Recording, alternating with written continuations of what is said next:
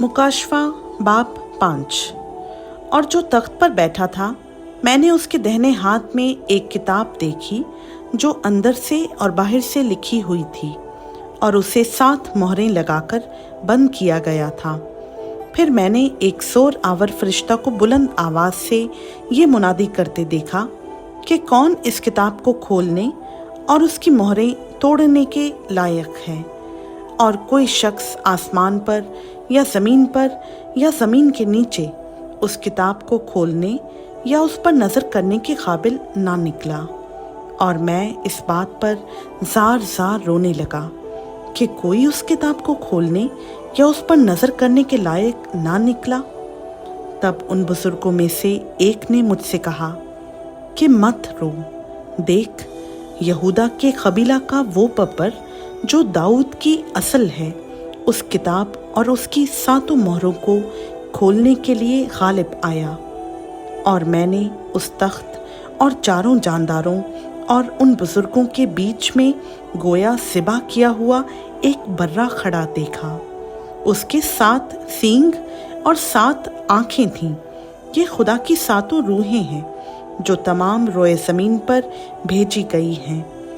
उसने आकर तख्त पर बैठे हुए के दाहिने हाथ से उस किताब को ले लिया।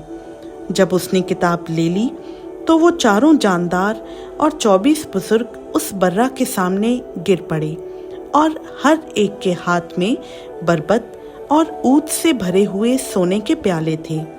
ये मुकद्दसों की दुआएं हैं। और वो ये नया गीत गाने लगे कि तू ही इस किताब को लेने और उसकी मोहरें खोलने के लायक है, क्योंकि तूने ज़िबा होकर अपने खून से हर एक कबीला और अहले ज़ुबान और उम्मत और कौम में से खुदा के वास्ते लोगों को ख़रीद लिया और उनको हमारे खुदा के लिए एक बादशाही और काहिन बना दिया, और वो ज़मीन पर बादशाही करते हैं।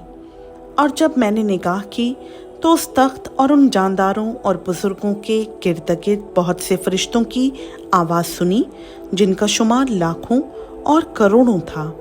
और वो बुलंद आवाज़ से कहते थे कि ज़िबा किया हुआ बर्राही खुदरत और दौलत और हिकमत और ताकत और इज़्ज़त और तमजीद और हम्द के लायक है। फिर मैंने आसमान और ज़मीन के नीचे की और समुंदर की सब मखलूक़ात को, यानी सब चीज़ों को जो उनमें हैं, ये कहते सुना कि जो तख्त पर बैठा है उसकी और बर्रा की हम्द और इज़्ज़त और तमजीद और सल्तनत अब्दुल-आबाद रहे। और 4 जानदारों ने आमीन कहा और बुजुर्गों ने गिरकर सजदा किया। खुदा उनका पाक कलाम का पढ़ा, सुना, समझा और कबूल किया जाना हम सबों के लिए बाइस बरकत हो। आमीन।